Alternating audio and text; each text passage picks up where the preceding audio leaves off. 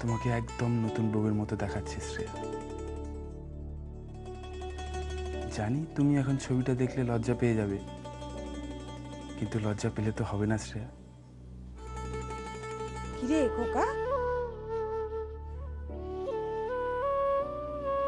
এত সকাল সকাল উঠে পড়েছিস যে? বিয়ের আনন্দে চোখে ঘুম নেই বুঝি?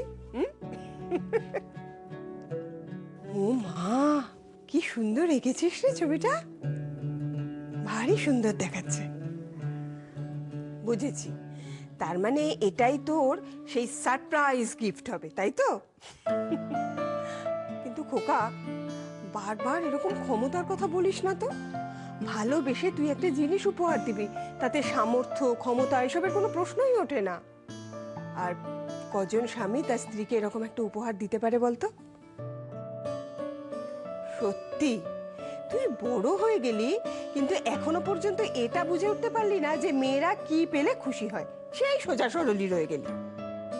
এই দেখেছো, তুমি আবার ছেলের গুণপনা ব্যাখ্যা করতে শুরু করে দিলে। যাও বেশ চম্পেশ করে কটা লুচি আর আলু চচ্চড়ি বানাও। এই রুটি খেতে আমার ভালো লাগছে না। আমার ও বাবা, এই কথা? তো সেটা আগে বলবি তো।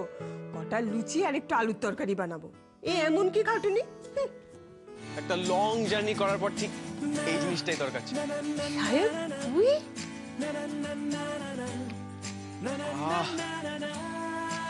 সেই টেস্ট, সেই ফ্লেভার। পিসমণি, বাইরে থেকে এই জিনিসটা আমি যা মিস করেছি না, তোমাকে বলে বোঝাতে পারবো না।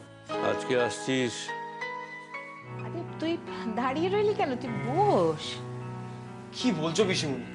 বসার মতো সময় আছে নাকি এখন? আর কিছুই তো হয়নি। কিন্তু টেনশন করো না, আমি এখন চলে এসেছি, সব টাইমলি হয়ে যাবে।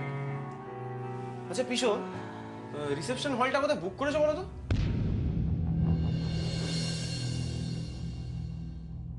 আচ্ছা ছাড়ো, এটা পরে দেখছি, আগে বিয়ের কার্ডটা দেখি না এটা কেমন হয়েছে। সায়ন, সবে এসছিস, এখন একটু। নো ওয়ে, বিয়ের জন্য অনেক প্ল্যানিং করেছি। আরে ডিজে টিজে অ্যারেঞ্জমেন্ট করতে হবে, ফ্যান্সি ডেকোরেশন হবে, তাই জন্য ডেকোরেটরদের সঙ্গে আলাদাভাবে কথা বলতে হবে। তারপর এখন যে সম্পর্ক তৈরি হয়েছে তা তো একটু ঠাট্টাই আর কি, সে আপনি মশকরা করতেই পারেন। তা আমাদের জামাই বাবাজির খবর কি? তার কি ঘুম ভেঙেছে?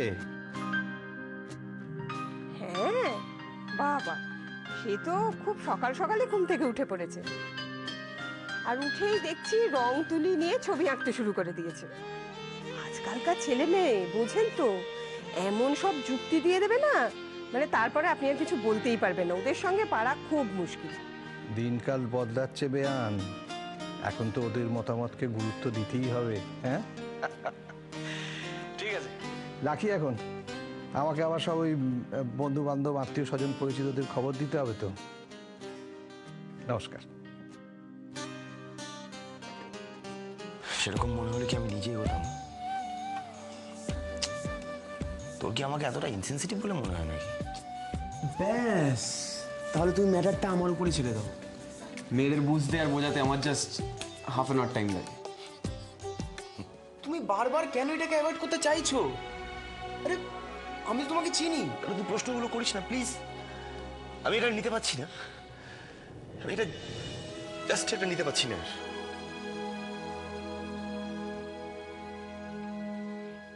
আমি একটু বেরোচ্ছি বিঘ্ন।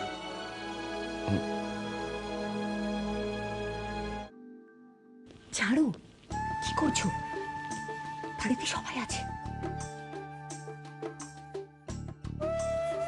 থাকুক, এটা আমার হবু শ্বশুরবাড়ি বলে কথা। খুব আনন্দ না? দাঁড়, আমি এক্ষুনি বাবাকে বলছি। তোমার মতন অসভ্য ছেলেকে আমি বিয়েই করবো না।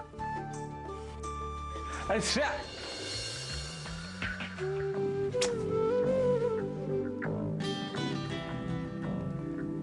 এটা অসভ্যতম নয় শ্রেয়া, এটা পাগলাম।